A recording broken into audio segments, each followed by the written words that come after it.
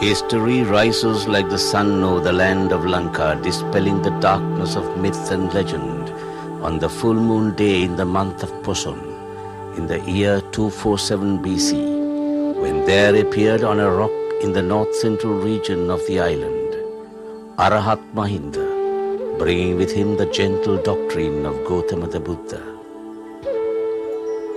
Within a century, a great civilization was born and flourished in the fertile valley of the Malwatuoya, with its center in a city called Anuradhapura.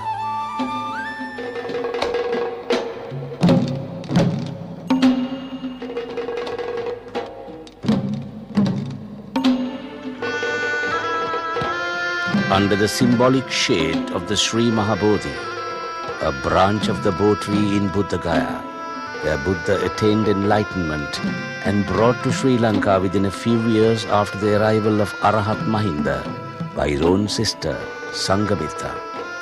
A close link was forged between state and the Buddhism.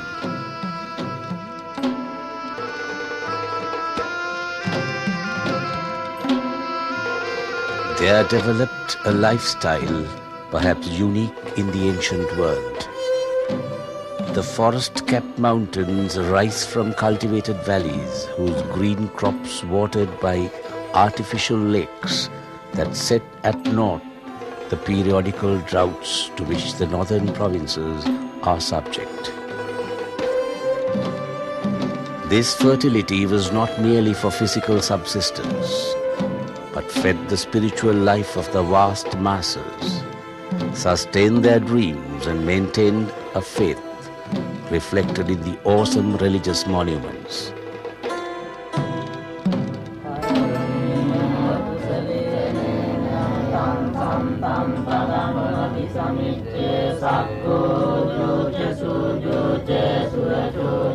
Ruan Valley, or the Gold Dust Dagam, built in the 2nd century BC to mark the birth of a nation, when King Dutukamunu, hero of the epic Mahavamsa, born of the legendary Princess Vihara Mahadevi of the western region, sired by a king of the deep south, united the 3 regions under one scepter.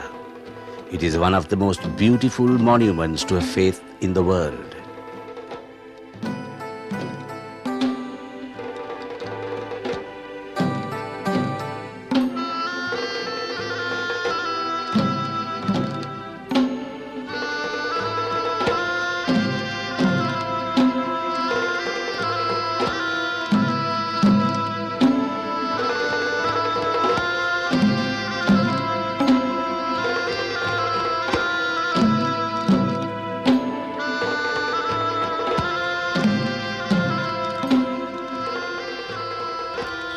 To the north of the sacred city of Anuradhapura stand Abhayagiri, one of the most important centers of Buddhist academia in the ancient world. It is recorded in chronicles that Abhayagiri was built by King Vattagamini Abhaya, popularly known as Valagamba, somewhere between 89 and 77 BC. Covering approximately 200 hectares, Abhayagiri Vihara had all the components required by doctrine for a Buddhist temple: the image house, stupa, Bo tree, shrine or bodhigara, chapter house or poyage, residence for monks, and refectories. However, this complex grew over 5 centuries and reached its zenith in the 7th century AD. The centerpiece of the monastery, Abhayagiri Stupa, as it stands today, is the original as last renovated by Parakramabhu I, sometime in the 12th century AD.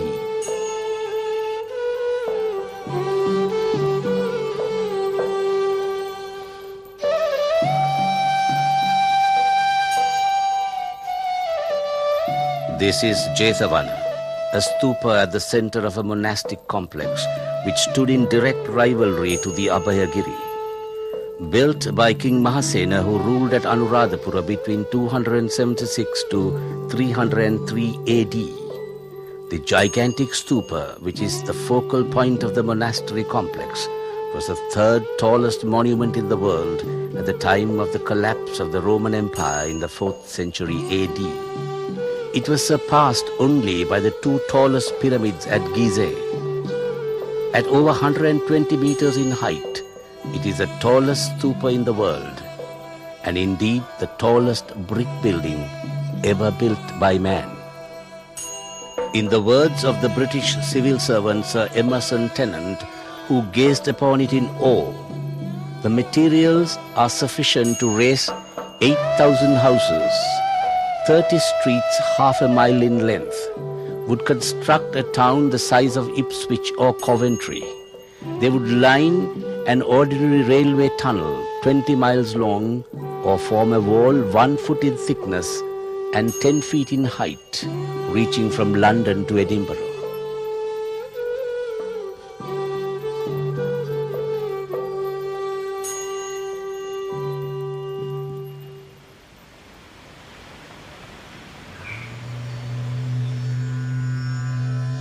This deceptively simple monolithic Buddha statue in the Samadhi or contemplative pose is now considered a masterpiece of Buddhist art.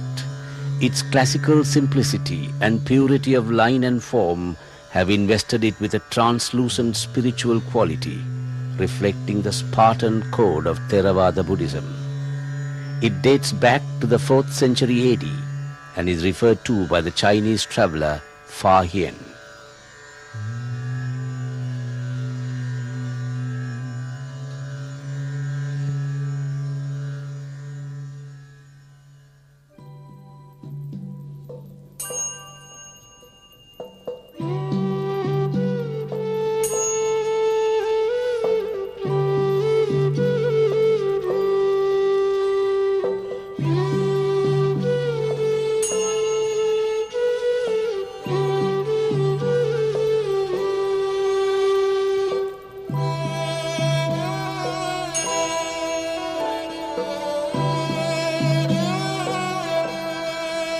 We may infer that the monastery complex at Jetavana housed nearly 3,000 monks at a time, going by the size of the refectory.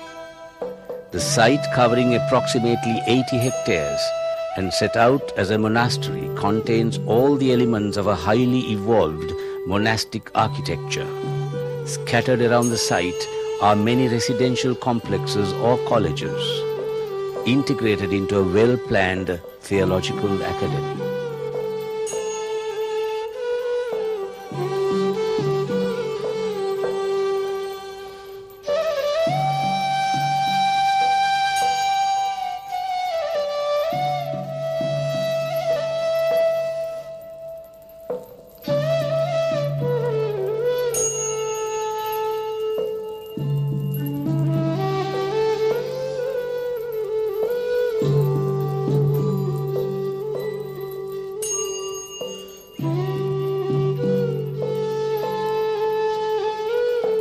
The scale of the refectories or alms halls at both Abhayagiri and Jetavana are clear indications of the large number of residential students, scholars and other members of these monasteries, which may have been anything from 4,000 to 5,000 at any given time.